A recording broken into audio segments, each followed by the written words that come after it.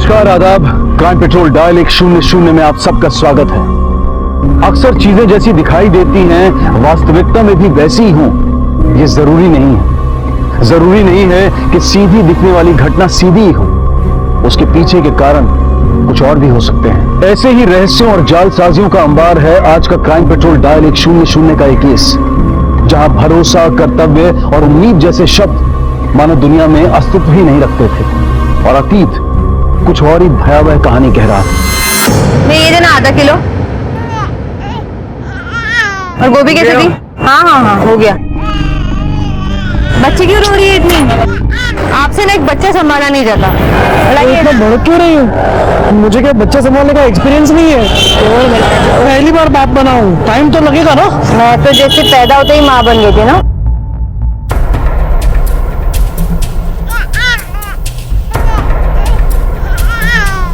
नहीं, लो पैसे दो। अरे वहाँ क्या देख रहे हो? पैसे दीपक, क्या देख रहे हो? चलो ये लो।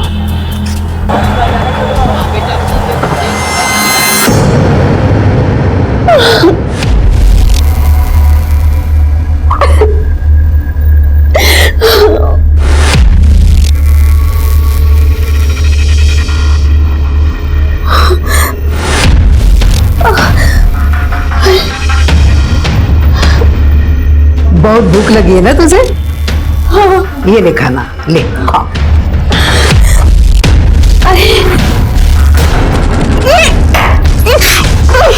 अरे क्या हुआ? अरे खाना खा।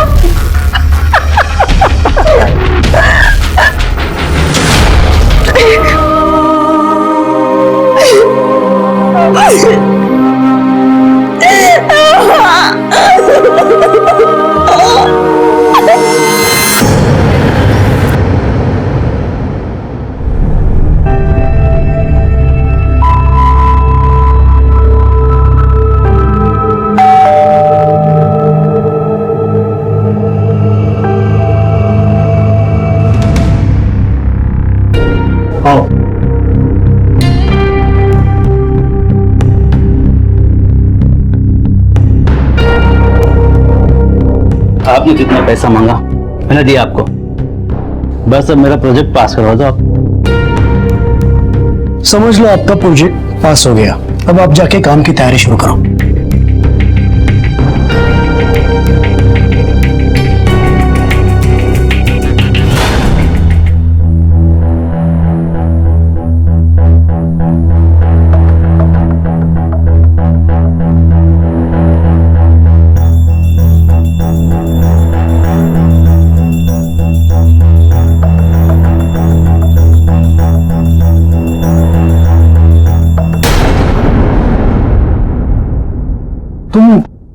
तुम यहाँ क्या कर रही हो?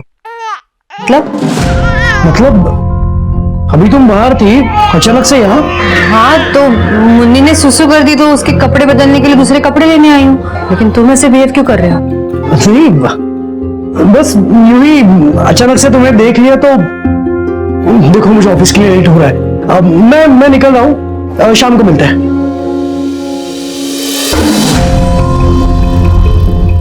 शाम को कहीं बाहर चलते हैं ना, खाना भी बाहर खा लेंगे। ठीक है, मैं ऑफिस से निकलते ही तुम्हें कॉल कर लूंगा। तुम रेडी रहना, पिकअप कर लूंगा।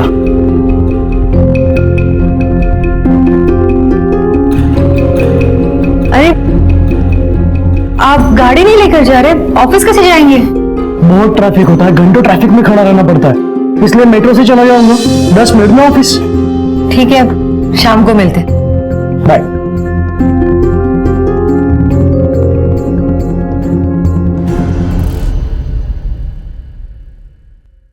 ऑटो।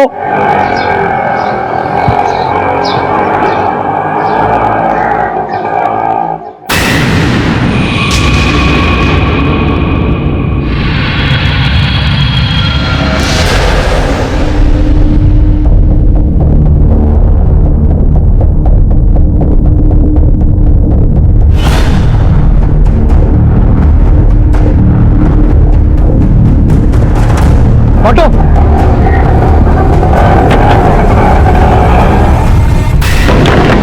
दरवाजा खोलो आई, कोई तो दरवाजा खोलो।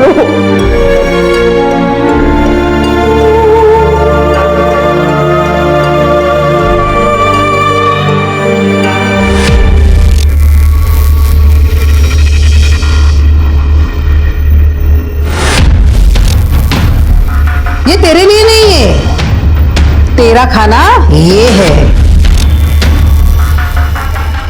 ले खा ले, खा।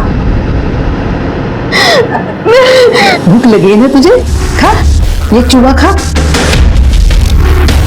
देख मैं लेके गई ना तो वो भी नहीं मिलेगा तुझे।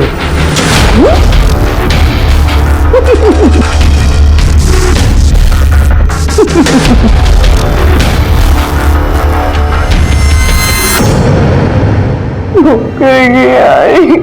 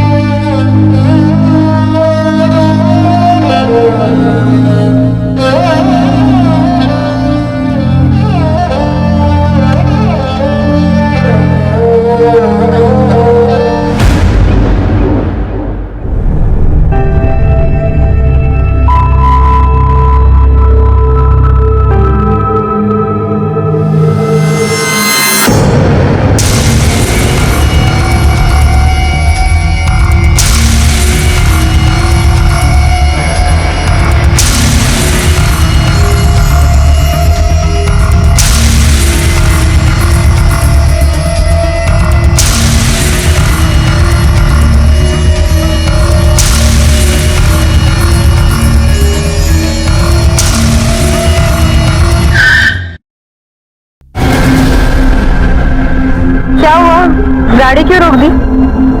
नहीं, अचानक से ब्रेक लग गया।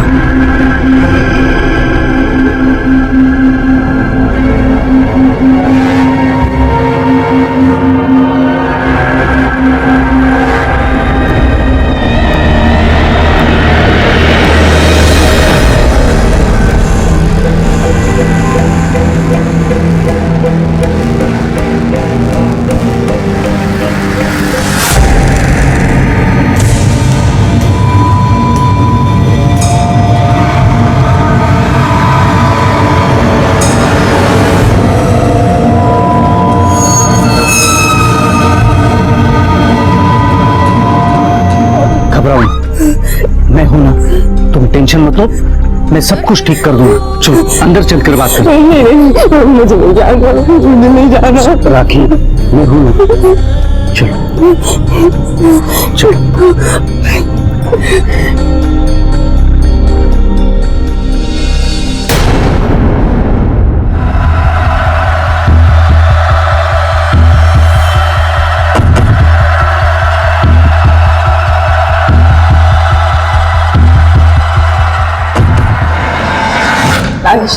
राजेश नहीं, आप मुझे स्टोर रूम में क्यों लेके आए?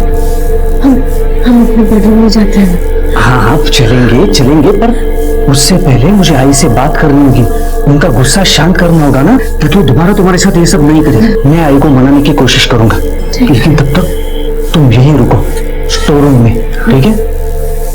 अब राजेश, मुझे बहुत भूख लगी है, प्लीज मुझे कुछ खाने के लिए दे दो।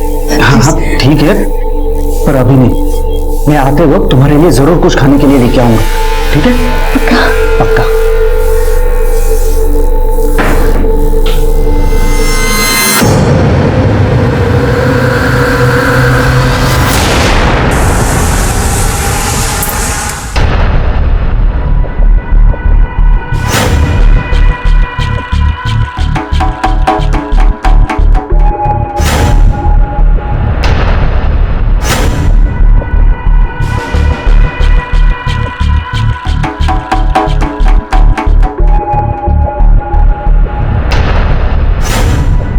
अरे वो बच्चा क्या कर रहा है? ओह, पापा को तो मूड ही नहीं ऑफिस जाने का। पूछो पापा से, क्या बात है, अब तक आप घर पर ही है? क्या हुआ, क्या सोच रहे हो? नहीं कुछ नहीं। देखिए, अगर कोई परेशानी है तो बता दीजिए, बात करने से मन हल्का हो जाता है। बताइए। सुनंदा, सुनंदा, कुछ दिनों से मैं नोटिस कर रहा हूँ 2 लोग मेरा पीछा कर रहे हैं। घर के आसपास भी मैंने उन्हें देखा है। यहाँ पे सो जा बेटा। क्या कोई आपका पीछा कर रहा है? हाँ। ऐसे कैसे कोई आपको परेशान कर सकता है? तो कोई आपको परेशान कर रहा है इसलिए आप ऐसे घर में बैठे रहेंगे? हाँ, चलिए आप मेरे साथ, मुझे दिखाइए कौन है वो। चलिए माँ जी, आप जरा मुन्नी का ध्यान रखना, मैं आती हूँ। चलिए चलिए चलिए, देखते कौन देख रहा है। कहाँ से देख रहा था? हाँ, आइए आइए देखते। अरे आइए, कहाँ पे है बताइए, कौन है, कहाँ है? क्या कोई है? कोई भी नहीं है आसपास। आप खामखा टेंशन ले रहे हैं। ये लीजिए, ये लीजिए, ये सब आपका वहम है, कोई नहीं है आसपास। आप एकदम रिलैक्स होकर ऑफिस जाइए। रिक्शा, जाइए जाइए, बैठिए। देखिए ज्यादा मत सोचिए, हाँ, शाम को मिलते हैं, बाय।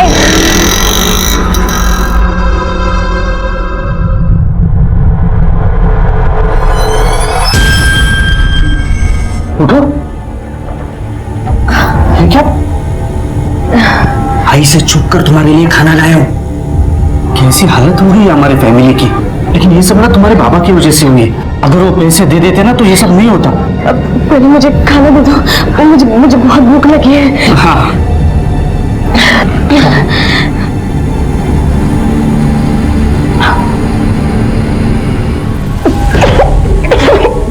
क्या हुआ? इसमें तो सिर्फ मिर्च है। अरे कैसे बात कर रही हो? इसमें मसाला भी है ना, लाल लाल तीखा टेस्टी। अरे खाओ ना, खाओ खाओ। नहीं, मैं सिर्फ रोटी खा लेती हूँ। सिर्फ रोटी नहीं मिलेगी, ये मिर्च वाली सब्जी भी खानी होगी तुझे। अरे मैं अपने हाथों से खिलाता हूँ तुम्हें। रुक रुक, हाँ? नहीं नहीं नहीं नहीं।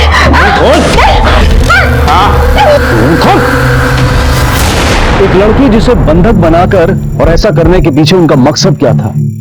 क्या ये किसी तूफान के आने की कोई आहट थी? क्या दीपक, सुनंदा और राखी का आपस में कोई वास्ता था? और अगर हाँ, तो ये दोनों कहानियां किस तरह से एक दूसरे से जुड़ी हो सकती थी?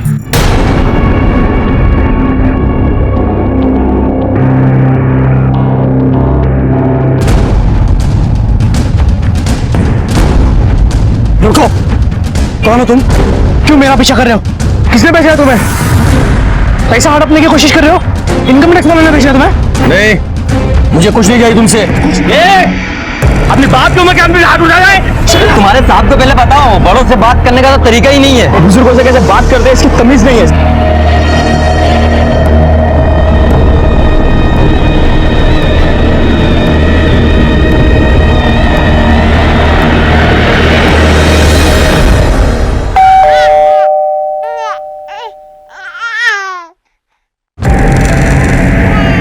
क्या हुआ बेटा? तेरे कपड़े कैसे फट गए? ये क्या हो गया? ये कैसे लग गया? ऐसे ही एक आदमी से टोपी में नहीं हो गई, उसने मुझे मारा तो मैंने भी उसे मारा। मतलब अब तुम मवाली लोगों के साथ मवाली बनोगे, सड़क पे मारपीट करोगे? अगर वो मुझ पर हाथ उठाए तो मैं भी उस पर हाथ उठाऊंगा, चाहे कुछ भी हो। देखिए अब दीपक,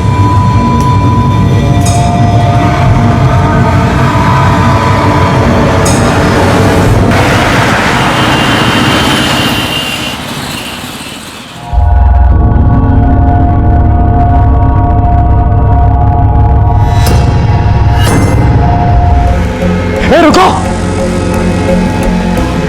तुम मेरा पीछा कर रही हो? तुम्हारे पार्टनर को उतना सबक सिखाया फिर भी तुम्हें समझ में नहीं आ रहा है? क्या तुम्हें अलग से समझाना पड़ेगा? मेरी नहीं, अपनी परवाह करो। तुम जिस औरत के साथ रह रहे हो वो 1 नंबर की कमीनी औरत है। और याद रखना, आइंदा से मेरे आसपास भी मत दिखना। चलो निकलो यहाँ से, निकलो।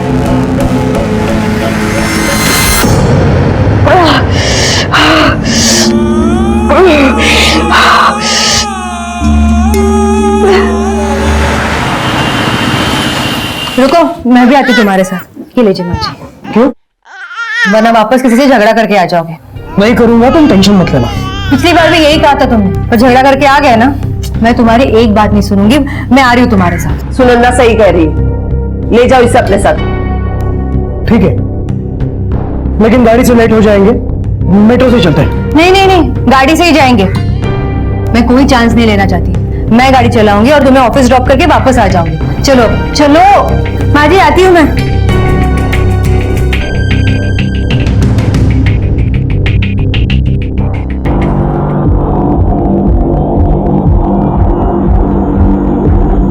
लता, क्या सोच रही हो? क्या करने वाली हो तुम? देखते जाना, आज मैं सारा हिसाब किताब बराबर करके रखूंगी।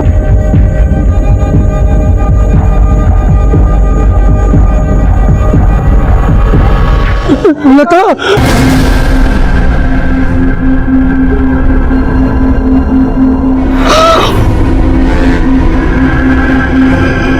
तो वही औरत है जो मेरा पीछा कर रही थी।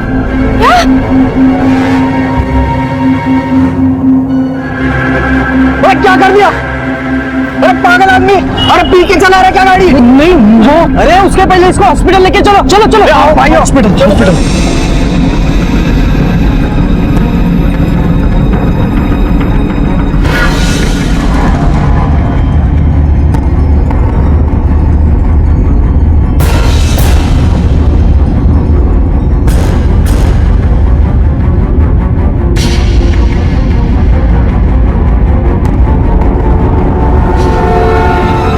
आप लोग जरा प्लीज वेट कीजिए।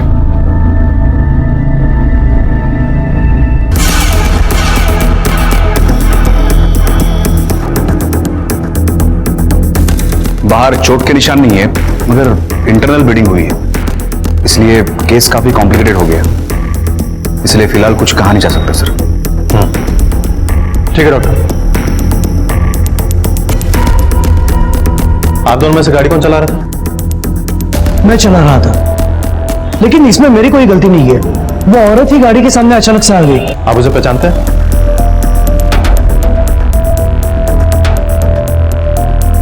नहीं सर। कहीं ऐसा तो नहीं कि आप नशे में गाड़ी चला रहे थे? नहीं सर, वैसे तो मैं ओकेजनली लेता हूं, लेकिन दिन के वक्त बिल्कुल नहीं। देखिए, आपके कहने से तो हम मान नहीं जाएंगे, आपको ब्लड टेस्ट करवाना पड़ेगा। तावड़े सर, इनको ब्लड टेस्ट के लिए लेकर जाओ। पानी मैडम। Yes sir. इनसे इनकी सारी डिटेल्स लो। ब्लड और डिटेल्स देने के बाद आप लोग घर तो जा सकते हैं, लेकिन जब तक ये केस सॉल्व नहीं हो जाता तब तक आप लोग इस शहर से बाहर नहीं जा सकते। जाइए।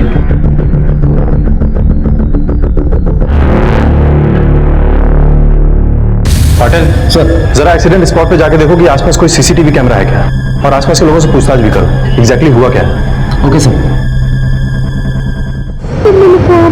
अभी मम्मा आ जाएगी मेरे बाबू।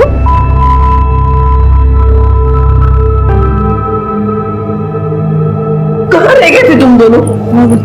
कब से फोन लगा रही थी, लेकिन फोन भी नहीं उठा रहे थे। मेरा फोन साइलेंट पे था, इसलिए पता नहीं चला। और मेरे कार से एक बूढ़ी औरत का एक्सीडेंट हुआ, तो उसे हॉस्पिटल में लेके गए, वहीं पे टाइम लगा। सब कुछ ठीक है ना? उसे कुछ हुआ तो नहीं ना? नहीं नहीं, टेंशन लेने की जरूरत नहीं है माँ, वो ठीक है। मैं फ्रेश होके आता हूँ।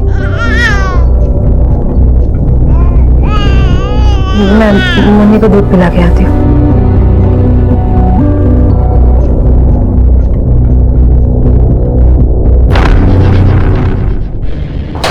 दीपक, तुमने पुलिस को बताया क्यों नहीं कि वो औरत तुम्हें परेशान कर रही थी? अगर ये बात मैं उन्हें बता देता तो उन्हें जरूर यकीन हो जाता कि ये एक्सीडेंट मैंने जानबूझकर किया हुआ है। और एक बात, तुमने अगर ब्रेक टाइम पर लगाया होता ना, तो ये एक्सीडेंट नहीं होता।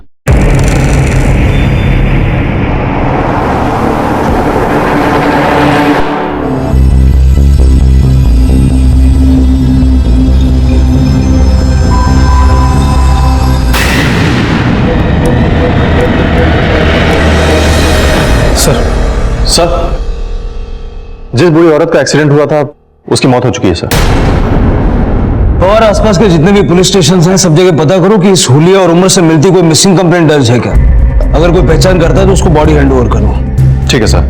और सर, जिस आदमी की गाड़ी से ये एक्सीडेंट हुआ था मैंने उसके बारे में पता किया है। उसका नाम दीपक बोरकर है और पता चला है कि वो एक करप्ट म्यूनिसिपैलिटी ऑफिसर है। लेकिन सर मुझे नहीं लगता कि ये सिर्फ एक एक्सीडेंट का केस है। कोई एविडेंस हाथ लगा है क्या तुम्हारे? सर फिलहाल तो कोई एविडेंस नहीं है, क्योंकि जहां पर एक्सीडेंट हुआ उस स्पॉट पर कोई सीसीटीवी कैमरा नहीं है और सब कोई चश्मदीद गवाह भी नहीं है हमारे पास। फिर तुम्हें क्यों लगता है कि एक्सीडेंट नहीं है? क्योंकि सर जितने कॉन्फिडेंस से उसने एक्सीडेंट वाली बात कही थी, उतने ही लो कॉन्फिडेंस से उसने ये बात कही कि वो उस बूढ़ी औरत को नहीं जानता। और सर बातों ही बातों में उसने अपनी बीवी को लुक दिया था। उसके बाद वो काफी घबराया हुआ था सर मुझे लगता है कि वो हमसे झूठ बोल रहा है, कुछ ना कुछ छुपा रहा है हमसे। तो तुम्हारे कहने का मतलब है कि वो उस बूढ़ी औरत को पहले से जानता था और ये एक्सीडेंट नहीं था बल्कि एक मर्डर था।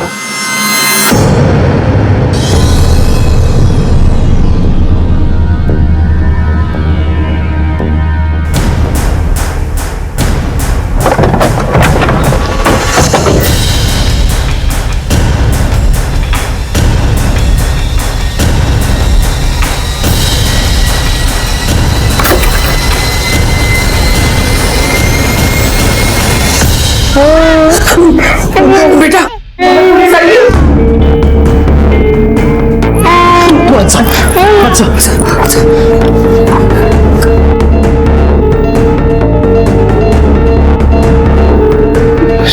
सर आप यहाँ क्या हुआ? एक खबर दे रही थी आपको। आपकी गाड़ी से जिस औरत का एक्सीडेंट हुआ था उसकी मौत हो चुकी है।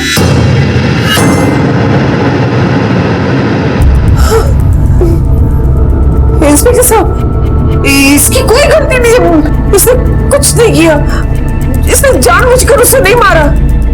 देखिए आप शांत हो जाइए। अगर कुछ हुआ है तो इंक्वायरी तो करनी पड़ेगी ना। सबसे पहले तो हमारे लिए उस औरत की पहचान होना जरूरी है।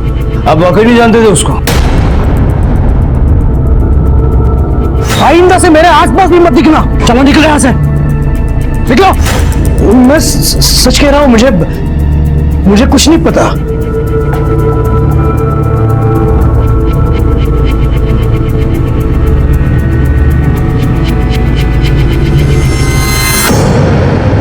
और सर तुम्हारा शक सही निकला, ये कुछ ना कुछ तो छुपा रहा है। सर इसका अल्कोहल टेस्ट तो नेगेटिव निकला है, लेकिन मुझे अब भी ऐसा लगता है कि ये एक्सीडेंट नहीं था। पाटिल सर, उस बुजुर्ग औरत की फोटो लेके सारे एरिया में पूछताछ करो, देखो कोई उसे पहचानता है क्या, क्योंकि इस वक्त हमारी पहली प्रायोरिटी उसकी पहचान होना है। और पवार सर, दीपक के ऑफिस के आसपास जितने भी रेस्टोरेंट्स और चाय की टपरियां हैं जरा वहां पूछताछ करो, क्योंकि अगर ये अंडर द टेबल रिश्वत लेता है तो जरूर वहां के किसी रेस्टोरेंट या टपरी का सहारा लेता होगा। पता करो कि वहां किसी ने उस औरत को देखा है क्या। ठीक है सर।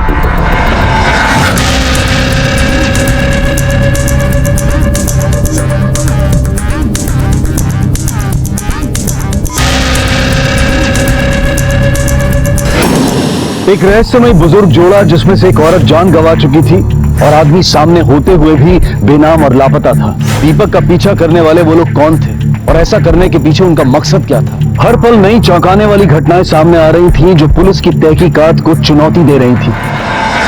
सुनो। हाँ साहब, इस आदमी को पहचानते हो? हाँ साहब, ये तो अपने दीपक साहब है। यहाँ म्यूनसिपैलिटी में ऑफिसर है, यहाँ आते हैं ना चाय पीने के लिए। उनको यहाँ की चाय बहुत पसंद है साहब। पर क्या हुआ है साहब? मतलब कहीं पैसे वगैरह लेते समय पकड़े गए क्या? इस औरत को देखा है कभी यहाँ पे? हाँ साहब, कुछ दिन पहले दीपक साहब चाय पी रहे थे, तभी ये औरत आई थी, उनसे झगड़ा हो गया था। और याद रखना, आइंदा से मेरे आसपास भी मत दिखना। अच्छा, क्या बता सकते हैं झगड़ा किस बात पे हुआ? पता नहीं साहब।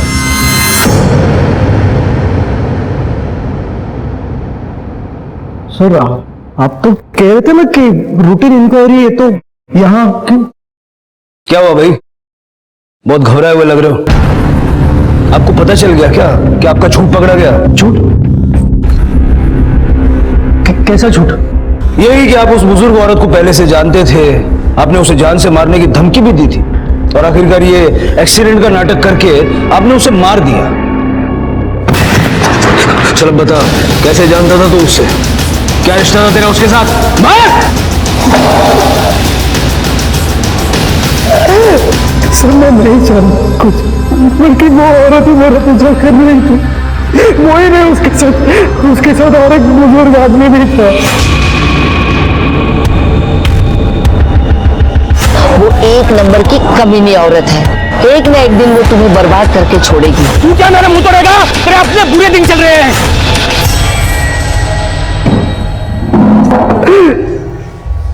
कौन है वो आदमी? सर मैं नहीं जानता, मैंने उन दोनों को पहले कभी नहीं देखा। और एक्सीडेंट मैं कैसे कर सकता हूँ, गाड़ी तो मेरी बीवी। तो फिर हमसे झूठ क्यों बोला? हाँ? बीवी को बचाने के लिए मैंने झूठ बोला। मैं उन दोनों के बारे में नहीं जानती सर। दीपक ने मुझे कुछ कभी बताया नहीं। अगर उस औरत से तुम्हारा कोई वास्ता नहीं है तो फिर वो ये क्यों कह रही थी कि तुम इसे बर्बाद कर दोगी? मैं नहीं जानती सर, वो औरत ऐसा क्यों कह रही थी। हम दोनों एक दूसरे के साथ बहुत खुश है सर। मैंने दीपक को कभी दुखी नहीं किया। आप चाहिए तो दीपक को पूछ सकते हैं सर, पूछिए। जब एक्सीडेंट हुआ तब गाड़ी तुम चला रही थी।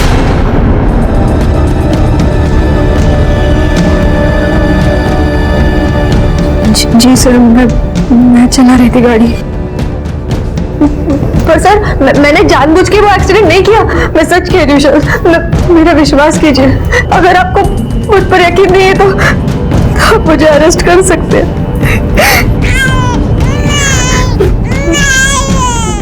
मेरे बच्चे को भूख लगी।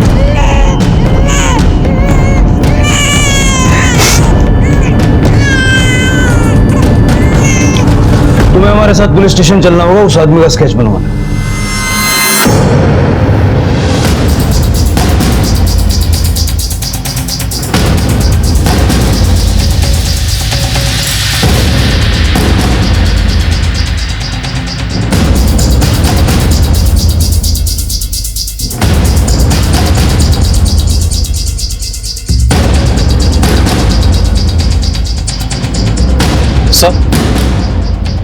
सर दीपक ने जिस बुजुर्ग आदमी का हुलिया बताया था उससे ये स्केच बनाया सर। अब दीपक कितना सच बोल रहा है और कितना नहीं, वो तो तभी पता चलेगा जब हमें ये मिल जाएगा। दीपक ने जहां जहां इसको देखा था वहां पूछताछ करो, देखो इसके बारे में कोई क्लू मिलता है तो। ठीक है सर। पुलिस ने दीपक के खिलाफ रोड एक्सीडेंट का केस दर्ज किया, पर क्योंकि दीपक का अल्कोहल टेस्ट नेगेटिव आया था और एक्सीडेंट का कोई चश्मदीद गवाह भी सामने नहीं था, इसलिए दीपक को अपने वकील के जरिए फौरन जमानत भी मिल गई। लेकिन केस अब भी चल रहा है। अरे बताओ ना इसका क्या करना है, मुसीबत बन गई ये लड़की। कैसे माँ बाप है इसके, बेटी को छोड़ के गायब हो गई। अब तुझे जो ठीक लगे ना वो कर।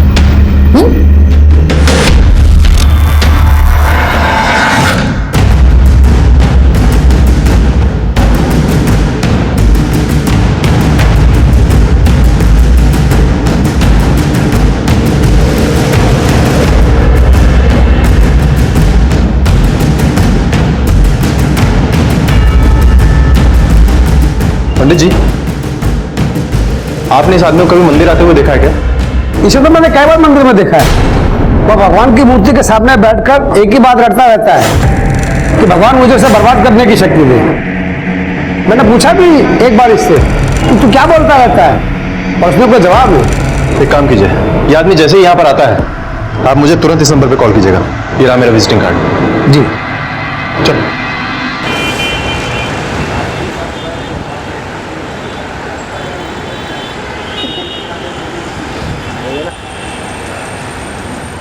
एक बात पूछूं तुमसे, कहीं ये सब तुम मुझसे छुटकारा पाने के लिए तो नहीं कर रहे? ये तुम क्या बकवास कर रही हो? बकवास नहीं कर रही, सिर्फ पूछ रही हूँ। क्योंकि जब पति का मन अपनी बीवी से भर जाता है तो वो बाहर अफेयर करने लगता है, और तुमने तो इससे पहले भी एक बार किया था ना। देखो वो मेरी गलती थी और मैं मान चुका हूं। इसका मतलब ये नहीं कि वो बातें मुझे हर वक्त सुनाओगी और वही परेशान करोगी। मैं बातें सुना रही हूँ? मैं परेशान कर रही हूँ तुम्हें? शायद तुम भूल गए हो कि मैंने तुम्हारे लिए क्या क्या नहीं किया। याद करो, जब तुम रिश्वत लेते हुए पकड़े गए थे तो मैंने तुम्हारे बॉस के साथ सोकर तुम्हें छुड़वाया था। सब कुछ बताया ना तुम्हें अपने बारे में।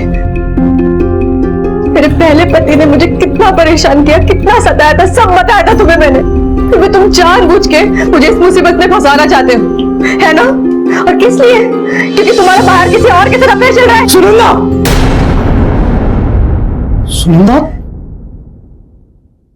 तुम इतना क्यों सोच रही हो? ये ऐसी घड़ी है जहां हमें एक साथ रहना है। मैं तुमसे बहुत प्यार करता हूं। I love you.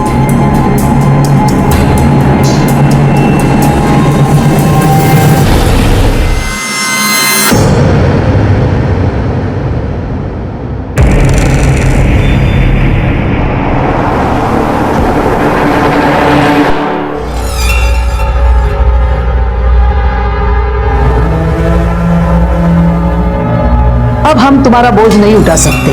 अब तू हमारे कुछ काम की नहीं रही। तेरा बाप खुद गायब हो गया तो पैसा कौन देगा? हाँ, इसलिए हमने तय किया है कि हम तुझे मुक्ति दे देंगे, हमेशा हमेशा के लिए।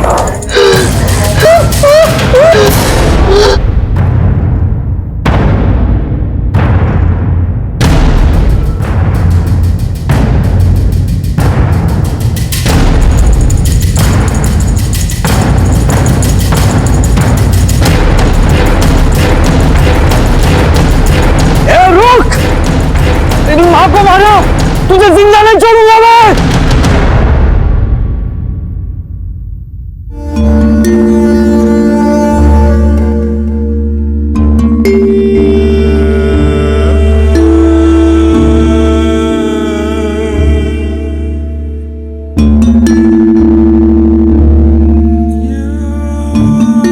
बेटा, इन मर्दों के लिए अगर हम अपनी जान भी दे देना तो ये हमारी कदर नहीं करेंगे, क्योंकि सबसे ज्यादा वो खुद से प्यार करते हैं। लेकिन मैं तुझसे एक बात कहना चाहती हूँ कि अगर मेरे बेटे ने तुम्हें धोखा देने की कोशिश की ना तो मैं तुम्हारा साथ दूंगी। अपने आप को कभी अकेला मत समझना बेटा। ये सब क्या हो गया बाजी हमारे साथ? पता नहीं किसकी नजर लगाई हमारे घर को। फिक्र मत कर, हम लोग कल मंदिर चलेंगे और भगवान से प्रार्थना करेंगे कि हमारे घर में शांति बनाए रखे। सर, दीपक ने जिस बूढ़े आदमी का स्क्रिप्ट बनवाया था उसके बारे में अभी कुछ पता नहीं चला है सर। वो इसके सामने सारे थानों में सर्कुलेट भी करवाई, लेकिन कहीं से कोई लीड नहीं मिली सर। और इस बूढ़े कपल का दीपक और उसके परिवार के साथ कोई ना कोई कनेक्शन तो जरूर है, और दीपक का परिवार जानबूझ के हमसे सच्चाई छुपा रहा है। सुरेखा ताई, सुरेखा ताई घर में है क्या? सुरेखा ताई, कोई है घर में?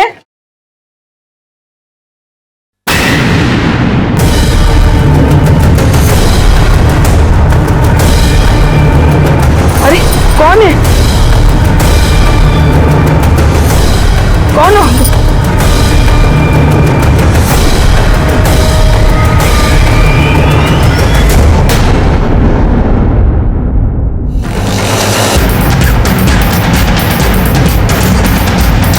चला बाजूला बाजूला हटिए, आप लोग पीछे हटिए।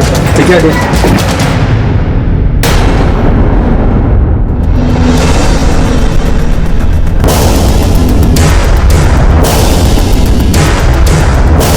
तिथे बघा, तिथे मागे काय मिळतं का? तिथे बघा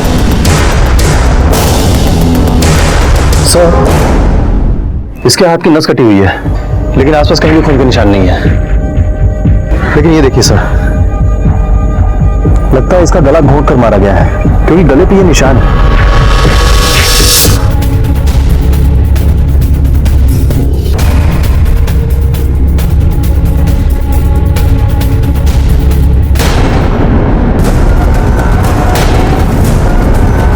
कौन है ये? नहीं पता। आपके घर के कंपाउंड में एक लड़की की लाश मिलती है, आप वाकई में इसको जानते नहीं है? सच में नहीं जानते हम।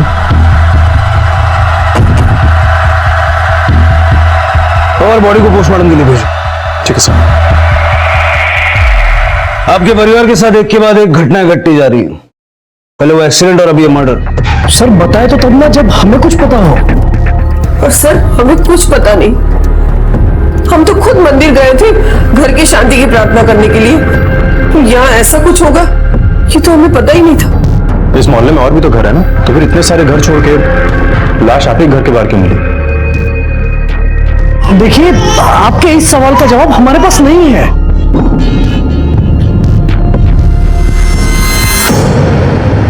दीपक और सुनंदा अपनी खुशहाल जिंदगी में अचानक आए इस भूकंप से उभर भी नहीं पाए थे कि एक और हादसा हुआ। मुंबई में रहने वाले दीपक और सुनंदा के घर के बाहर राखी की लाश मिली, जो पूना में रहती थी। आखिर राखी को किसने और क्यों मारा, या फिर उसने खुदकुशी की थी? एक सवाल यह भी था कि राखी की लाश दीपक के घर कैसे पहुंची, या फिर जानबूझकर वहां पर रखी गई थी।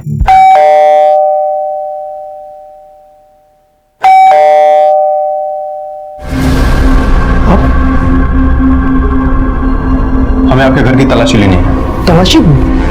तलाशी आप ऐसे कैसे ले सकते हो? तलाशी आप बिना सर्च वारंट के आपको तलाशी नहीं दिखाओ पवार, सर्च वारंट दिखाओ।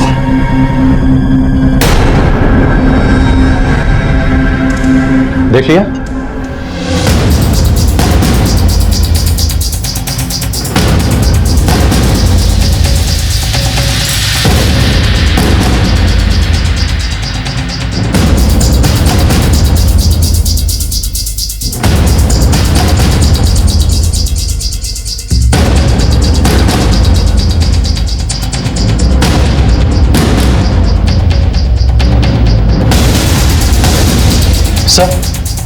सर ये देखिए, बाथरूम से हमें ये फ्लैट के पेपर्स, ये चाबी और ये इतने ढेर सारे पैसे मिले।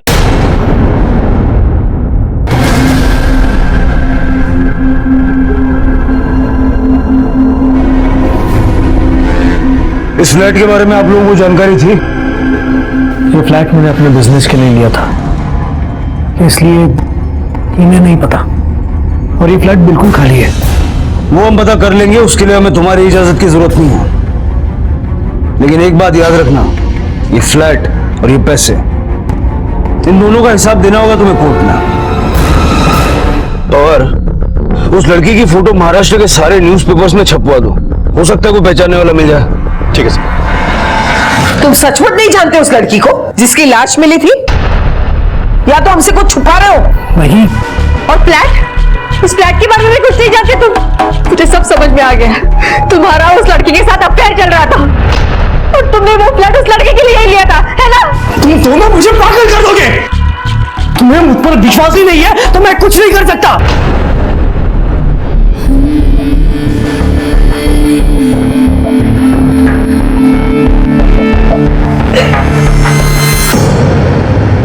सर, न्यूज़पेपर में देखकर पुणे के कुछ लोगों ने उस लड़की की शिनाख्त कर ली है। उसका नाम राखी था और वो सोमवार पेट की रहने वाली थी।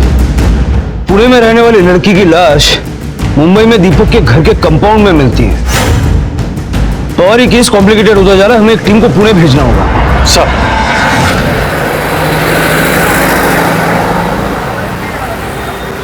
कैसे दे भैया?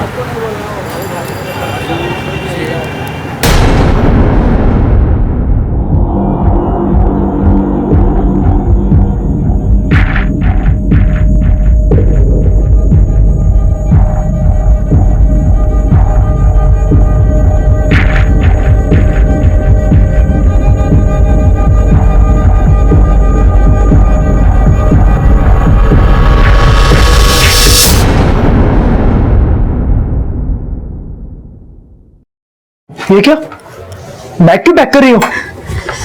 मैं कुछ दिनों के लिए मुन्नी को लेकर माँ के पास जा रही हूँ। क्यों? क्योंकि मुझे डर लगने लगा है अब यहाँ, पता नहीं कब क्या हो जाए। आज कोई आदमी मेरा भी पीछा कर रहा था। आदमी पीछा कर रहा था? मेरे वो तो वही आदमी होगा ना, लेकिन इसमें डरने वाली बात नहीं है। पुलिस उसे ढूंढ रही है। कब पकड़ेगी उसे पुलिस, और कब पकड़ेगी उस लड़की के कातिल को? अब मैं और रिस्क नहीं ले सकती दीपक, मैं जा रही हूँ मुन्नी को लेकर आई के पास। देखो सुनंदा, इसमें डरने वाली बात नहीं है, तुम मेरी बात सुनो। चाहो तो तुम सुबह चले जाना, मैं छोड़ आऊंगा। मुझे रोकने की कोशिश मत करो, मैं जा रही हूँ। सुनो मेरी बात। सर, राखी की पोस्टमार्टम रिपोर्ट के मुताबिक उसकी मौत हाथ की नस कटने की वजह से हुई थी, और उसका गला भी दबाने की कोशिश की गई है, जिसकी वजह से उसके गले पे निशान है। और सर, रिपोर्ट के मुताबिक उसको काफी दिनों से कुछ खाने को नहीं मिला था, क्योंकि उसके पेट में केले के छिलके और लाल मिर्च मिली। और सर, बॉडी पे छोटे मोटे चोट के निशान है, जो कि 3 से 4 दिन पुराने हैं। ये तो साबित हो चुका है कि राखी को काफी टॉर्चर किया गया, लेकिन एक बात अभी तक समझ में नहीं आ रही, उसके हाथ की नस उसने खुद काटी या किसी और का काम है? क्योंकि जहां में उसकी बॉडी मिली वहां खून का एक कतरा तक नहीं था। तो और ये केस एक्सीडेंट से शायद मर्डर तक पहुंच चुका है। हमें उन सारे सवालों के जवाब ढूंढने होंगे जो इस केस को पेचीदा बना रहे हैं।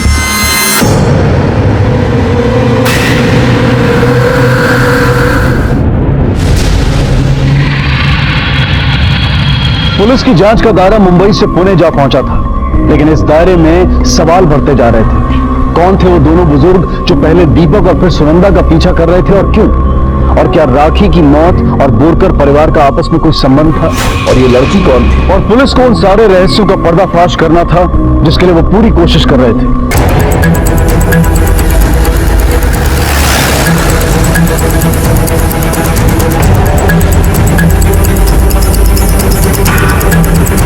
और सभी वही आदमी है जिसने न्यूज़पेपर में फोटो देखकर राखी को पहचाना था। अच्छा अच्छा, ये राखी रहती कहाँ थी? सर उस घर में सर।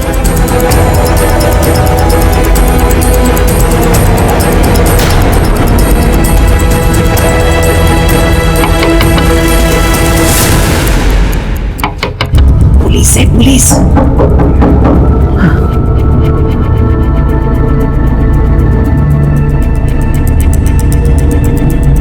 जी हमें आपसे कुछ बात करनी है। आइए। हमें आपकी बहू राखी के बारे में एक इंफॉर्मेशन देनी है। उसकी मौत हो चुकी है। क्या? जी। अब ये मर्डर है या उसने सुसाइड किया है, ये बात अभी तक कंफर्म नहीं हुई। अरे देवा, ये क्या हो गया? मेरा दिल घबरा रहा था, जरूर कुछ ना कुछ होगा। चली गई। देखिए, उसकी मौत से पहले उसके साथ काफी टॉर्चर हुआ है। काफी दिनों से उसे कुछ खाने को नहीं मिला था। ये आप क्या बात कर रहे हैं साहब? साहब वो बहुत बीमार थी, मैंने अपने हाथों से उसका खाना खिलाया। भूख लगी है ना तुझे? खा, ये चूहा खा। लेकिन खाने में से उसका मन ही उड़ गया और ये ऐसा हो गया। ये आपके सर पे चोट कैसे लगी? बाथरूम में गिर गई थी, इसने चोट लगी।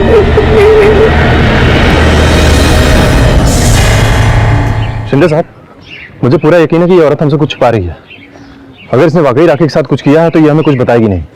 एक काम करते हैं, इसके पड़ोसी से पूछताछ करते हैं। अरे साहब, एक नंबर के लालची लोग थे साहब। वो दहेज के नाम पर बेचारे पे बहुत अत्याचार करते हैं। उनके घर में रोज झगड़ा भी होता था साहब। अरे साहब, मैंने तो वीडियो भी बनाया है, ये देखिए। हर्षा ताई बेचारी को रोज मारती थी। आप लोगों के अंदर इतनी समझदारी है कि जब किसी औरत पे अत्याचार होता है तो आप उसका वीडियो बना लेती हैं, लेकिन इतनी समझदारी नहीं है कि पुलिस में इन्फॉर्म कर दें। नहीं साहब, समझ तो थी लेकिन मजबूरी थी। मजबूरी मतलब? हमने हर्षा ताई से कर्जा लिया है, अगर उनकी कंप्लेन कर देते तो पैसा वापस मांग लेती। साहब, वो अपनी बहू को इतना मारती थी तो हमें भी जिंदा छोड़ती क्या?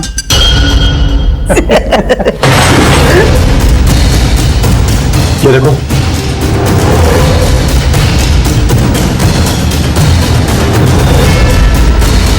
दहेज तो तुम्हें नहीं मिला, लेकिन उसका इनाम मिलने का टाइम अब आ गया है और तुम्हारे जैसे लोगों को इनाम देने में हम कोई कंजूसी नहीं करेंगे। चलो साहब हमने कुछ नहीं किया साहब। अरे छोड़ो, कुछ नहीं किया। अरे साहब मेरी बात तो सुनिए साहब, कुछ नहीं किया। अरे कुछ नहीं। अरे ऐसे क्यों? चल बोल, क्यों मारा उसे? बोल क्यों मारा उसे? साहब हमने उसे नहीं मारा साहब। साहब ये बात सच है कि हम उसे पैसों के लिए टॉर्चर करते थे, मारते थे, उसे खाना नहीं देते थे। लेकिन साहब इससे पहले तो वो मांगने की कोशिश कर चुके हैं साहब। मैंने खुद उसे पकड़ा था साहब। मैंने उसे मिर्च खिलाई थी साहब। जिस दिन हमें पता चला कि वो हमारे किसी काम की नहीं है, तब हमने सोचा कि उससे छुटकारा पाते हैं साहब। इसके पहले कि हम उसे कुछ कर पाए वो खुद भाग गए थे साहब। हमें आपसे ही पता चला कि वो मर गई साहब। पाटिल सर, इस आदमी को पहचानते हो? नहीं साहब। ये दोनों खुद को बचाने के लिए अभी भी झूठ बोल रहे हैं। मैंने अपने करियर में से बहुत कमीने देखे हैं। हम इनसे भी राखी के खून का सच उगलवा लेंगे। शिंदे साहब, अगर इन लोगों ने वाकई में राखी का खून किया होता तो वो उसकी लाश को पुणे में ही कहीं ठिकाना लगा देते। पुणे से उसकी लाश को मुंबई में ले जाके दीपक के घर के कंपाउंड में रखना इतना बड़ा रिस्क नहीं लेते वो। आपका मतलब है कि वो इनके टॉर्चर से बचकर भागी थी और शायद किसी और ने खून कर दिया? शायद हाँ, लेकिन आखिर वो कौन हो सकता है जिसने राखी का खून किया? साहब, मैंने आपको फोन किया था, लाश वहां पे पड़ी है, आइए।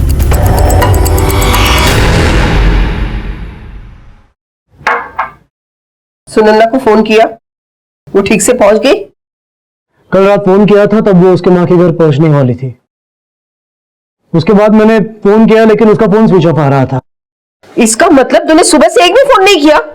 कम से कम फोन करके पूछना तो चाहिए वो ठीक से पहुंची या नहीं। हर वक्त नहीं कि उसे फोन करूं, वो नहीं फोन कर सकती।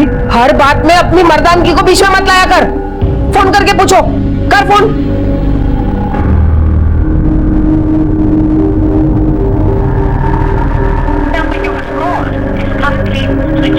अभी भी उसका फोन स्विच ऑफ आ रहा है। हाँ तो ठीक है ना, उसके घर लैंडलाइन पे फोन करके पूछ।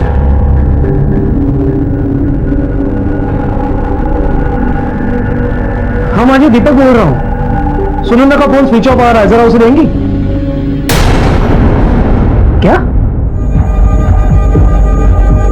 लेकिन ये ऐसे कैसे हो सकता है?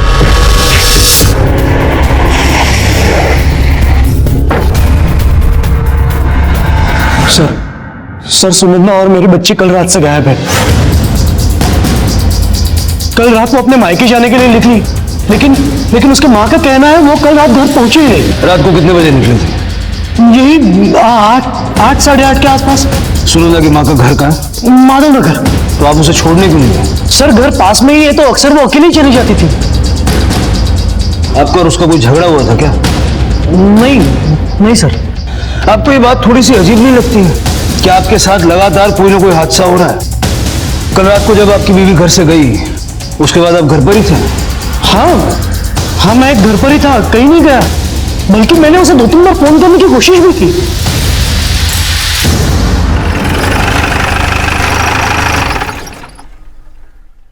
उसका फोन बंद आ रहा था। आपको पता था कि सुनंदा आपके पास आ रही है? जी हाँ, उसने फोन करके मुझे बताया था। तो जब सुनंदा आपके पास नहीं पहुंची तो आपको नहीं लगा कि दीपक को फोन करके पूछना चाहिए कि सुनंदा क्यों नहीं पहुंची? साहब, मैं उसका यहाँ घर पर इंतजार कर रही थी। वैसे भी मेरी तबीयत ठीक नहीं थी, मैंने दवाइयाँ ले रखी थी जिसकी वजह से मुझे बहुत गहरी नींद आ गई थी। लेकिन जब सुबह आंख खुली तो मैंने उसे तुरंत फोन लगाया, लेकिन उसका फोन बंद आ रहा था। साहब, मेरी बच्ची कहाँ चली गई होगी? आप उन्हें ढूंढ दीजिए। देखिए, आप घबराइए मत, उन्हें ढूंढने की हम पूरी कोशिश करेंगे। सर, सहकारवाड़ी में जिस लड़की की जली हुई लाश हमें मिली थी, ये रही उसकी पोस्टमार्टम रिपोर्ट। और रिपोर्ट के मुताबिक उस लड़की की मौत सर पर किसी भारी चीज से वार करने और काफी खून बह जाने की वजह से हुई है।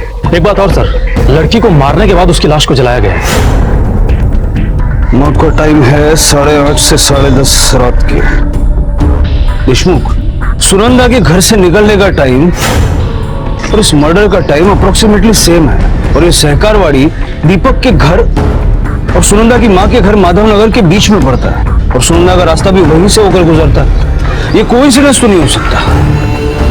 कहीं ऐसा तो नहीं कि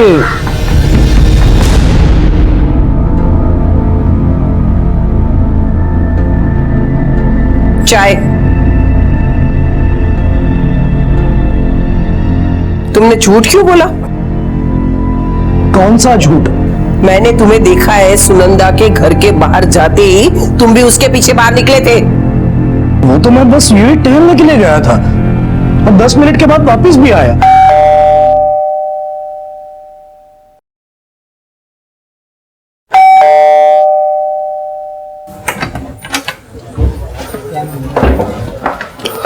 इन गहनों को पहचानते हो?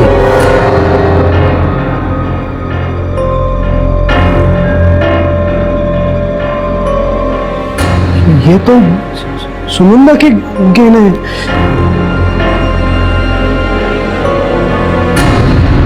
सुनंदा के गहने।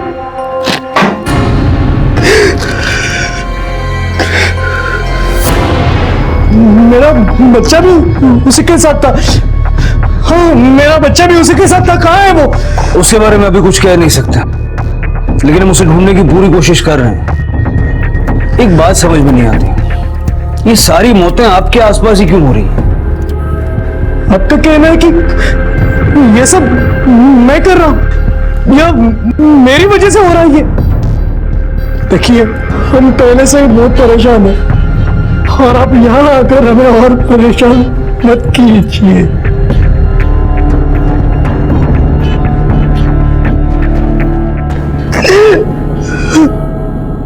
देशमुख, इन दोनों पे नजर रखो, पता करो इन्हें सच में दुख हुआ था या नाटक कर रहा है, और जरा आस पड़ोस में पूछताछ करो, पता करो ये खुशहाल फैमिली आखिर कितनी खुशहाल थी। सर पिछले कई दिनों से इस घर से झगड़े की आवाजें सुनाई दे रही थी बहुत। सुनंदा को शायद शक हो गया था दीपक पे कि उसका कई बार चक्कर शुरू है, और हाँ उसने पहले भी एक बार दीपक का चक्कर पकड़ा था, इसलिए वो दीपक पर विश्वास नहीं करती थी। और हाँ सर, ये दीपक जितना शक्ल से भोला दिखता है ना, उतना वो है नहीं, बहुत चैप्टर है वो। सर दीपक के पड़ोसियों से मिली जानकारी से तो ऐसा लगता है कि वो सुनंदा का खून कर सकता है उस एक्स्ट्रा मैरिटल अफेयर की वजह से। देशमुख अगर उसे सुनंदा को मार के उसकी लाश को जला के सुनंदा की पहचान मिटानी थी तो वो उसके गहने क्यों पहचानता? सर ये केस उतना सीधा लगता नहीं है जितना हम समझ रहे हैं। एक बात और सर, हालांकि इस बात का उस केस से कोई लेना देना तो नहीं है, पर मुझे कुछ अजीब सा लगा।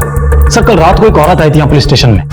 साहब सुनो ना साहब, मेरी बेटी कल से गायब है साहब।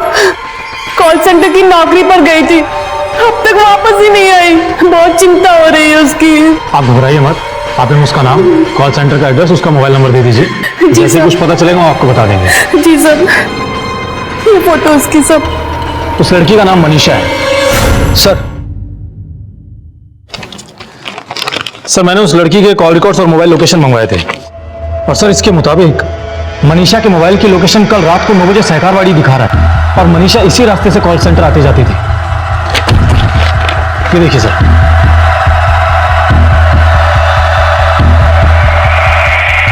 पहले एक बुजुर्ग औरत की मौत, फिर राखी की मौत, और उसके बाद सुनंदा के कत्ल से होता हुआ ये केस अब मनीषा की गुमशुदगी तक आ पहुंचा था।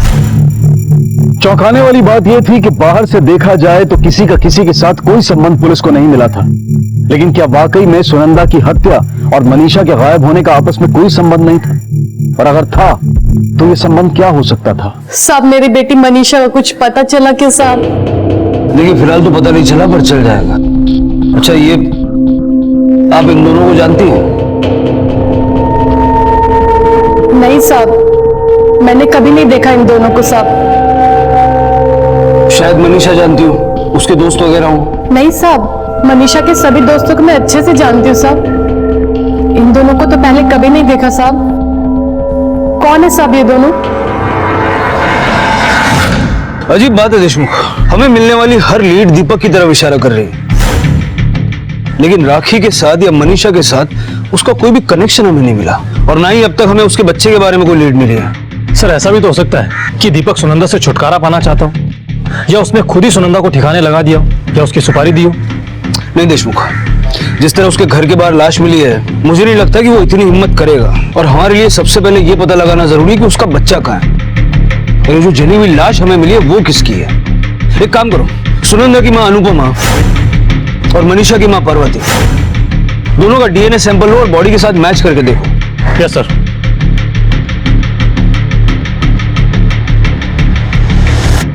पवार, राखी के बारे में और कोई इंफॉर्मेशन मिली? राखी के घर वाले कहाँ हैं? वो औरंगाबाद में रहते। फैमिली में कौन कौन है उसके? माँ बाप है, सुधाकर मोहिते और गिरीश मोहिते, और उसका एक भाई भी है, राजेश मोहिते। राखी के घर वालों ने कभी उसका हालचाल लेने की कोशिश नहीं की? कैसी है, किस हाल में है? नहीं साहब, वो खुद ही 2 साल से गायब है। हम उन्हें पैसों के लिए फोन करते थे, मगर उन्होंने कभी जवाब नहीं दिया, और बाद में वो भी गायब हुए। हमें राखी के घर वालों का एड्रेस चाहिए। हाँ साहब।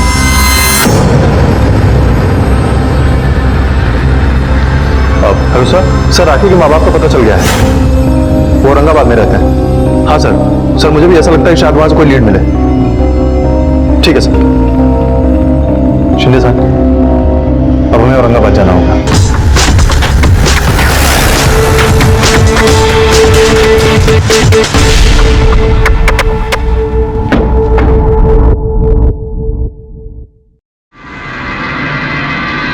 ये मकान तो यही है, लेकिन यहाँ तो ताला लगा हुआ है। पाटू सर, एक काम करते हैं, आस पड़ोस में पूछताछ करते हैं।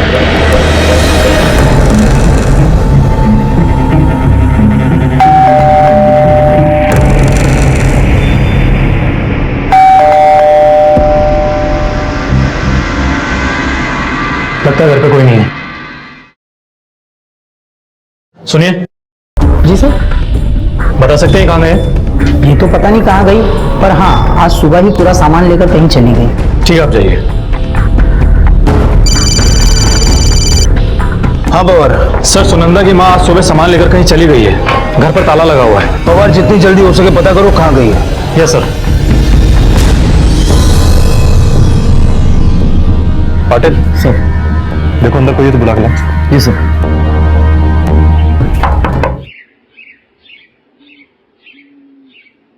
जी बोलिए, हमारे साहब आपसे बात करना चाहते हैं।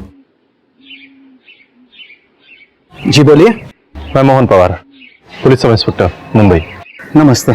आपसे एक इन्फॉर्मेशन चाहिए थी मुझे। ये मोहिते फैमिली आपके पास वाले मकान में ही रहती है ना? जी, लेकिन उन्होंने औरंगाबाद बहुत पहले ही छोड़ दिया। शहर ही छोड़ दिया? क्यों? 2 साल पहले उस फैमिली के साथ जो हुआ ना, उससे उन्हें बहुत बड़ा सदमा पहुंचा था। क्या हुआ था? उनकी बहू अर्चना, उसने उन पर डाउरी का केस दाखिल किया था। उससे सोसाइटी में काफी बदनामी हुई थी उन लोगों की, और फिर उनका घर से निकलना तो लगभग बंद ही हो चुका था। हमें कहीं से मोहिते फैमिली की फोटो मिल सकती है क्या? जी, वो मेरी बेटी की शादी में आए थे, तभी खींची थी हमने एक। शायद मेरे मोबाइल में होगी, मैं देखता हूं। ये देखिए।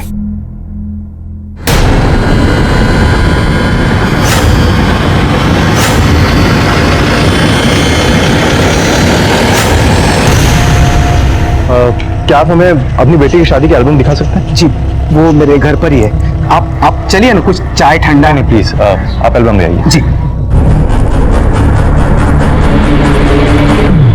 अतीत में कुछ राज खोले थे जिससे पुलिस की तहकीकात को एक दिशा मिलने लगी थी, उनकी उम्मीद बढ़ी थी, लेकिन ये सिर्फ डूबते को एक तिनके के सहारे जैसा था। ऊपरी तौर पर पुलिस इस केस को सुलझता देख रही थी, लेकिन इसकी जड़ें बहुत गहरी थी।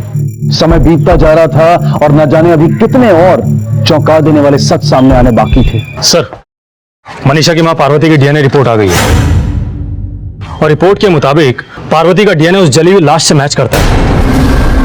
इसको मतलब ये साफ हो गया कि वो लाश सुनंदा की नहीं बल्कि मनीषा की थी। लेकिन अब सवाल ये उठता है कि सुनंदा कहाँ है? कहीं सारे प्लानिंग के पीछे वो तो नहीं है? और उसी ने ये सब किया है तो क्यों? क्या मोटिव हो सकता है उसका? आप भी ला रही। ये ले। हाँ, ये देखो दूध।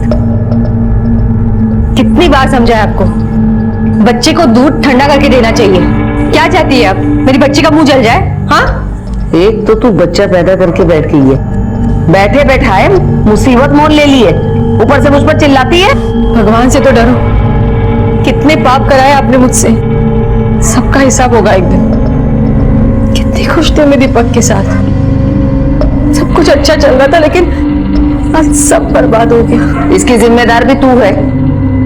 अरे अब जो कुछ हो गया उसे छोड़। हाँ, अरे अब एक नई शुरुआत कर। ये देख, जतिन पटेल है इसका नाम, बीवी मर गई है इसकी। अरे अपने बच्चों के लिए मां ढूंढ रहा है। समझ गई ना मैं क्या कह रही हूँ? सर, ये देखिए। हाँ, ये राखी है, ये इसका भाई राजेश, और ये इसकी बीवी अर्चना।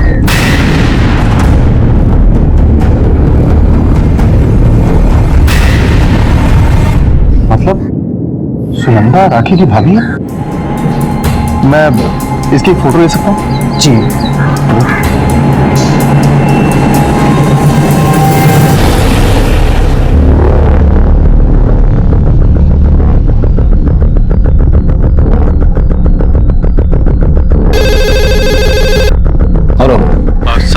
आपने फोटो देखी?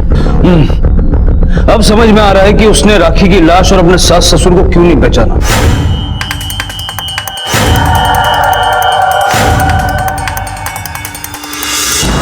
मैं उन दोनों के बारे में कुछ नहीं जानती सर। क्योंकि इसके पीछे सुनंदा की कोई बहुत बड़ी प्लानिंग थी। मुझे लगता है शायद इन सारे मामलों का राज सुनंदा के अतीत में छिपा है, और उसके अतीत तक पहुंचने के लिए हमें राजेश तक पहुंचना होगा। और एक काम करो, राजेश का मोबाइल नंबर निकालो और पता करो वो कहाँ है। Okay sir.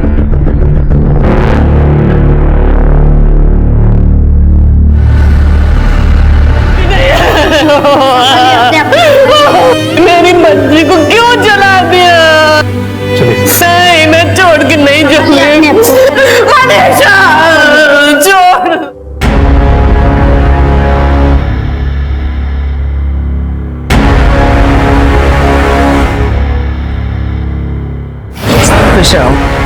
बेटा, ये मेरी बेटी सुवर्णा और सुवर्णा ये है जतिन। हाय।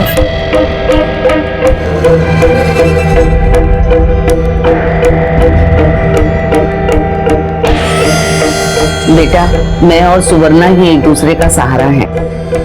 हम लोगों का कोई नहीं है दुनिया में हमारे सिवा। वैसे मेरी सुवर्णा बहुत ही समझदार है पर बहुत सीधी भी है, दुनियादारी नहीं समझती। मुझे तो हमेशा इस बात की चिंता लगी रहती है कि किसी अच्छे से इंसान से इसकी शादी हो जाए। समझो आपकी सारी चिंता आज से खत्म होगी। मुझे सुवर्णा पसंद है, मैं तैयार हूं इस शादी के लिए। सर, हमने सुनंदा और उसकी माँ का फोटो महाराष्ट्र के सभी पुलिस स्टेशन में भेज दिए। देशमुख सिर्फ महाराष्ट्र नहीं बल्कि सारे स्टेट्स में उसकी फोटो सर्कुलेट करवाओ, सारे न्यूज चैनल्स और न्यूज़पेपर्स पे भी छपवाओ। ये दोनों जल्द से जल्द हमारी कस्टडी में होनी चाहिए। Yes sir. सर, राजेश का नंबर ट्रेस हुआ है, वो अभी सातारा में है। सातारा?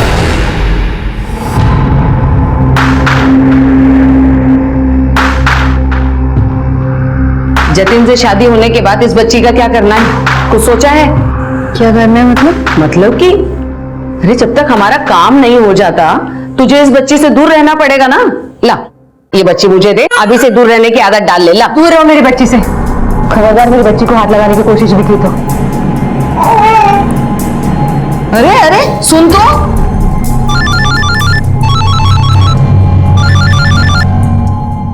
जय श्री कृष्ण माँ जी, जतिन बोल रहा हूँ। सुवर्णा से बात हो सकती है? सुवर्णा बेटा, सुवर्णा तो नहाने गई हुई है।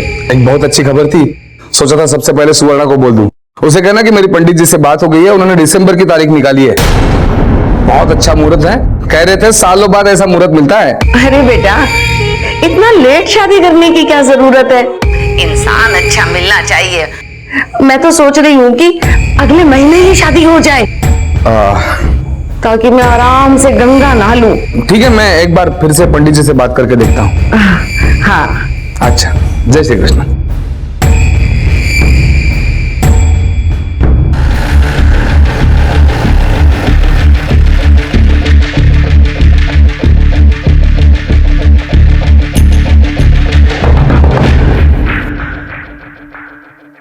जी कहिए। मुंबई पुलिस, कुछ बात करनी है तुमसे।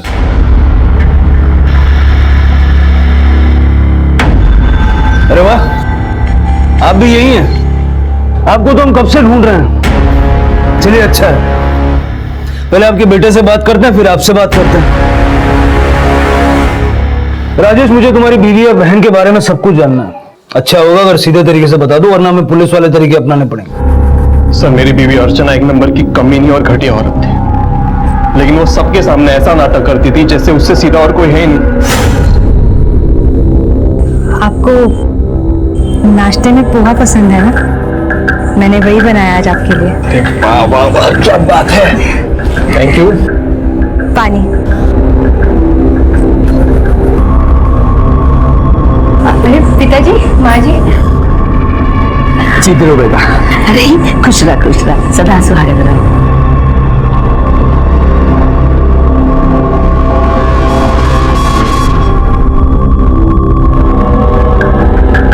अरे माँ जी, ये क्या कर रही है आप? दीजिए, मैं करती हूँ। अरे नहीं, मैं कर लूंगी, जाओ तुम जाके आराम करो। मेरे होते हुए आप कैसे काम कर सकती है? मुझे बिल्कुल पसंद नहीं आएगा। दीजिए मुझे, दीजिए और आप आराम कीजिए। देखा लता, लगता है पिछले जन्म में हमने जरूर मोतीदान किए होंगे, जो हमें इस जन्म में इतनी अच्छी बहू मिली है। भगवान इसे हमेशा खुश रखे। कुछ महीनों तक उसका ये नाटक चलता रहा और एक दिन उसकी असलियत सामने आई।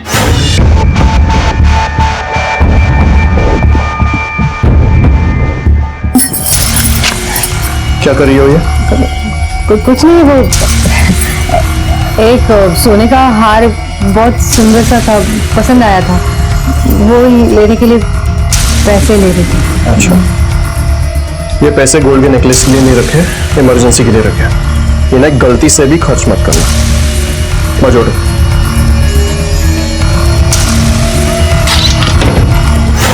उसके बाद अर्चना के घर में काम करने वाली लक्ष्मी ने हमें एक ऐसी बात बताई जो सुनकर हमारे होश ही उड़ गए। क्या बताया उसने? सर, मैंने जब अर्चना को रंगे हाथ पकड़ा था तब उसके बाद उसने उसकी माँ के साथ मिलकर हमें फंसाने का प्लान बनाया। लेकिन मुझे नहीं लगता कि हम राजेश से पैसे निकाल पाएंगे। ये नहीं हो सकता।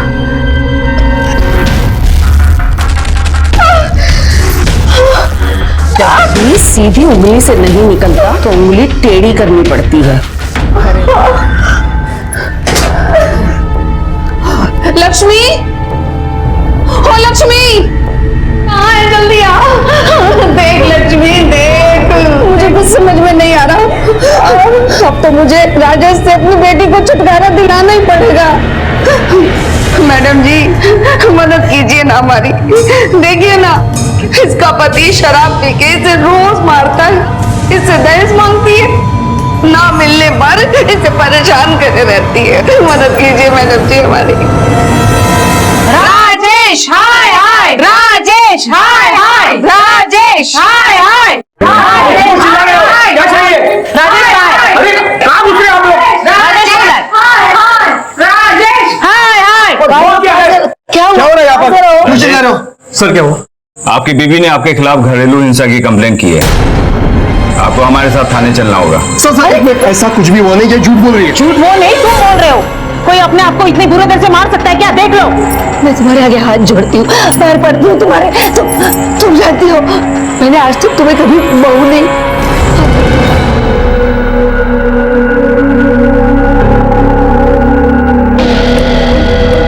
लक्ष्मी, यहाँ का काम छोड़, अंदर जा। अंदर बहुत धूल है, जब वो साफ कर। ये क्या कर रही है तू? अरे इतनी जल्दी क्या है तुझे जख्म भरने की? ये सब देखकर ही वो लोग तरस खाएंगे तुझ पर। देखिए, आपकी बहू ये सब नाटक अपनी माँ के बहकाव में आकर कर रही है, और ये सब मैंने अपने आंखों से देखा है, कानों से सुना है।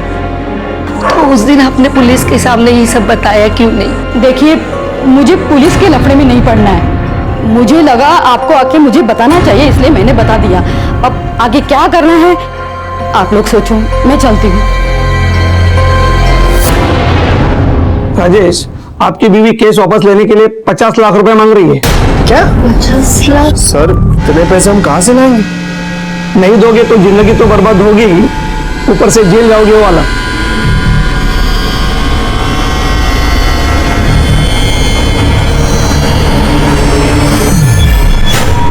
पैसा देने के बाद भी उन्होंने केस वापस नहीं लिया। फिर कुछ दिन बाद अर्चना और उसकी माँ कहीं गायब हो गई। औरंगाबाद में हमारी इतनी बदनामी हो चुकी थी कि हमें वो शहर ही छोड़ना पड़ा। सर, मैं सब कुछ भूलना चाहता था, एक नई जिंदगी की शुरुआत करना चाहता था, लेकिन आई बाबा का अर्चना के ऊपर का गुस्सा ही कम नहीं हो रहा।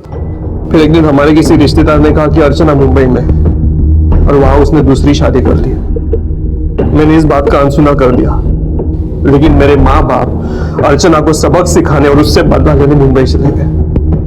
अर्चना को फंसाने के लिए जानबूझकर मेरी आई उसकी गाड़ी के सामने आ गई, और कुछ दिन बाद पता चला कि अर्चना की भी मौत हो गई। और फिर मेरे पापा भागकर मेरे पास आ गए। और राखी के साथ क्या हुआ? सर, हमें पता था उसका पति और सास उसको दहेज के लिए बहुत परेशान कर रहे हैं। दादा, प्लीज मुझे यहाँ से नहीं चलो दादा। दादा, ये लोग मुझसे 2 लाख पैसे मांगते हैं। दादा, इन्हें और दहेज चाहिए। जैसे ही इंतजाम हो जाएगा मैं सारे पैसे दे दूंगा उनको, फिर कोई तुझे कुछ नहीं कहेगा। दादा, प्लीज मुझे यहाँ से नहीं चलो दादा। नहीं तो मैं खुद भाग जाऊंगी दादा। भागेगी? यहाँ से भागेगी तू? हेलो हेलो हेलो राखी, भागने की जरा भी कोशिश की ना तो तेरी ऐसी बदनामी करूंगी ना कि तुझे और तेरे परिवार के पास मरने के अलावा कोई भी चारा नहीं बचेगा, समझे?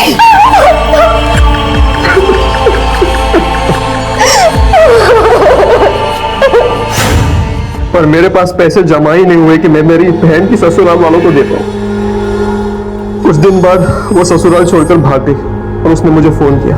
मैंने उसे कहा कि तू आई बाबा के पास जा मुंबई में, और फिर वो आई बाबा के पास चली गई। इसका मतलब कि मरने से पहले राखी तुम्हारे पास थी, मूंछ लगने लगी तो मार दिया? नहीं साहब, मैंने उसे नहीं मारा। हाँ, मेरे घर पे आई थी, लेकिन उस वक्त उसकी माँ के एक्सीडेंट की वजह से मैं पूरी तरह टूट चुका था। देखो बेटा, मेरी बात मान, तू अपने ससुराल वापस चली जा। नहीं बाबा, मैं और उस नरक में नहीं जाऊंगी बाबा। राखी मेरी बात मानो। नहीं बाबा। राखी राखी आपने अपनी पत्नी के एक्सीडेंट के बारे में उसे बताया था? नहीं सर, वो पहले बहुत टूट चुकी थी। मैं उसे और दुखी करना नहीं चाहता था। दुखी नहीं देख सकते थे इसलिए मार दिया? नहीं सर, मैंने उसे नहीं मारा। राखी राखी दरवाजा खोलो। राखी राखी देख राखी राखी बेटा दरवाजा खोलो। जब उसकी आवाज आनी बंद हो गई तो मैं दरवाजा तोड़कर अंदर चला गया। राखी राखी बेटा, मुझे अस्पताल से एक वार्ड बॉय का फोन आया। हेलो, मैंने एक वार्ड बॉय को पैसे दे रखे थे लता की हालत बताने के लिए। उसने बताया कि लता मर चुकी है। मुझे अर्चना पे बहुत गुस्सा आया साहब, उसी की वजह से हुआ था। मैंने सोचा कि अब उसे सबक सिखाकर ही रहूंगा। ये रुको ये रुको। अरे अंकल क्या हुआ? अरे कुछ नहीं, बीमार थी, थोड़ी सी बेहोश जैसी हो गई है। हाँ? चलो रुको रुको रुको रुको, ये रुको रुको। डॉक्टर का घर आ गया। बस बेटा डॉक्टर का घर आ गया। हाँ हाँ, हम लोग उतर रहे हैं अभी। भाई साहब ये लो बस, बाकी रख लो। हाँ मैं उतर जाता हूँ। आ जाओ।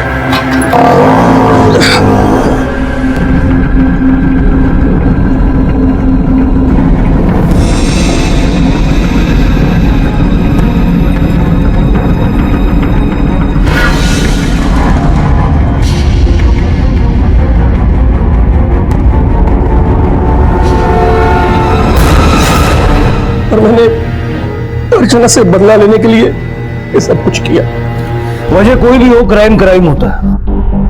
किसी को आत्महत्या करने के लिए मजबूर करना, सबूतों को मिटा देना, पुलिस को गुमराह करना, ये सब क्राइम है और उसके लिए सजा तो बहुत नहीं बड़ी। चल चलिए madam. Deshmukh. Yes sir. Rakhi का केस तो सॉल्व हो गया। अब हमें सुनंदा को जल्द से जल्द पकड़ना हो, क्योंकि वो अभी एक क्रिमिनल है और मनीषा का कातिल भी अब तक पकड़ा नहीं गया। Yes sir. पर आखिरकार पुलिस ने राखी की मौत की गुत्थी सुलझा ही ली। अब अगली चुनौती ये थी कि सुनंदा, उसकी बच्ची और अनुपमा कहां थे, और क्या मनीषा के कत्ल से इनका कोई ताल्लुक था या नहीं, और अगर था तो क्या मकसद हो सकता था इस कत्ल का।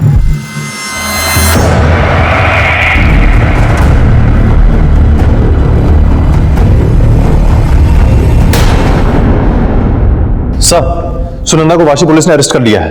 वो उसे यहां लेकर आ रहे हैं।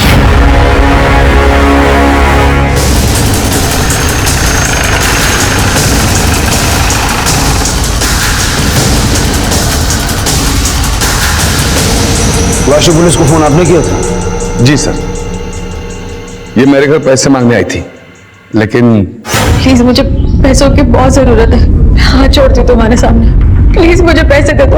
अगर तुम मुझे पैसे नहीं दोगे तो वो डायन मेरे बच्चे को मार डालेगी। प्लीज मुझे पैसे दे दो प्लीज। ये क्या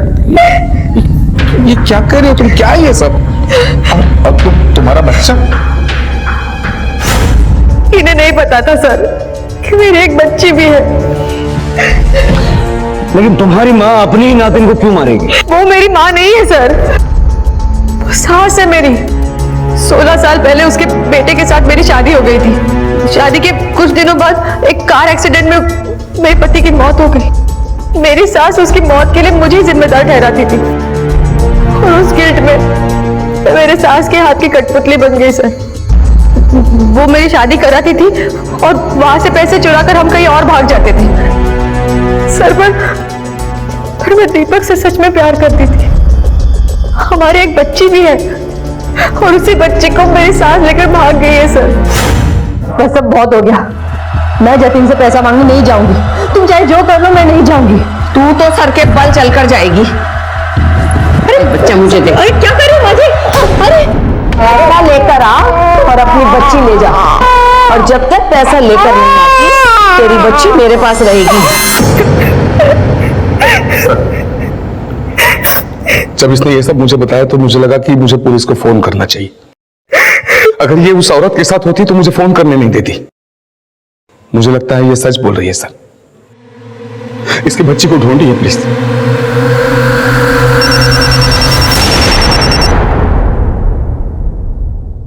हेलो माँ जी, मैं बात कर रही हूँ। अरे ये जतिन का फोन तेरे पास कैसे आया? जी वो माँ जी, जतिन पैसे देने के लिए तैयार ही नहीं हो रहा था, मैंने उसे मार डाला और उसका फोन उठा ले आई ताकि मैं आपसे बात कर सकूं।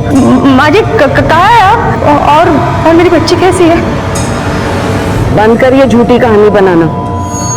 मैंने तुझे और जतिन को पुलिस के साथ देखा है। वो श्यानी बन रही है ना तू, है ना? अब देख मैं तेरी इस बच्ची का क्या हाल करती हूँ। अरे बाजार में बिठाऊंगी इसे।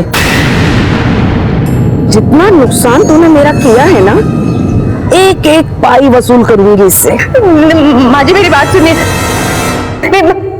हेलो हेलो माँ जी मेरी बच्ची, माँ जी। देशमुख, इसका मोबाइल ट्रैकिंग पे डालो। Yes sir.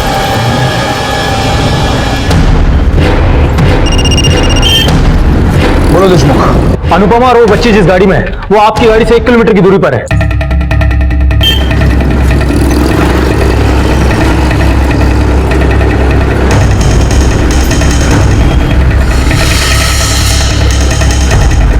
सर 500 मीटर की दूरी पर है वो गाड़ी।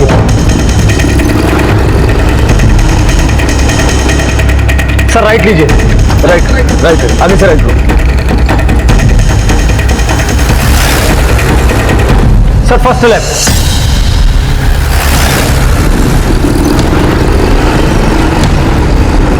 सर अभी 100 मीटर की दूरी पर वो गाड़ी है।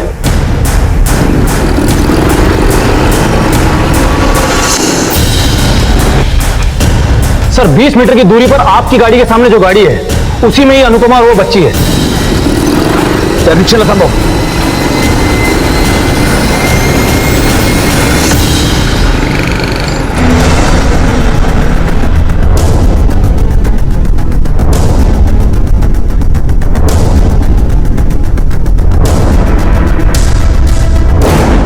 बाकी सारे सवाल तो हल हो चुके हैं। अब तू बस ये बता, मनीषा को क्यों मारा? आराम से बता देगी तो अच्छा होगा। जब सुनंदा ने मुझे बताया कि राजेश की फैमिली हमारा पीछा कर रही है तो हमने भागने का फैसला किया। हम किसी दूसरी जगह जाकर नए सिरे से शुरुआत करना चाहते थे और उसके लिए सुनंदा को मारने का नाटक करना जरूरी था। इसीलिए मैंने कॉल सेंटर में काम करने वाली एक लड़की पर नजर रखी और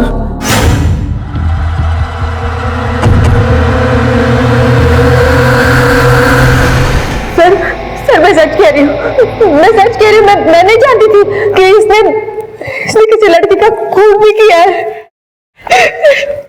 मनीषा के खून के बारे में नहीं जानती थी, लेकिन बाकी के सारे क्राइम तो तूने इसके साथ मिलके किए ना। डर के करो या मजबूरी में, क्राइम होता है। ये तो सारी उम्र जेल में काटेगी। अब सजा तुझे भी भुगतनी पड़ेगी। और कुछ अंदाजा है? ये बच्ची जो तुम दोनों के बीच में पिस गई, जिसका कोई कसूर नहीं।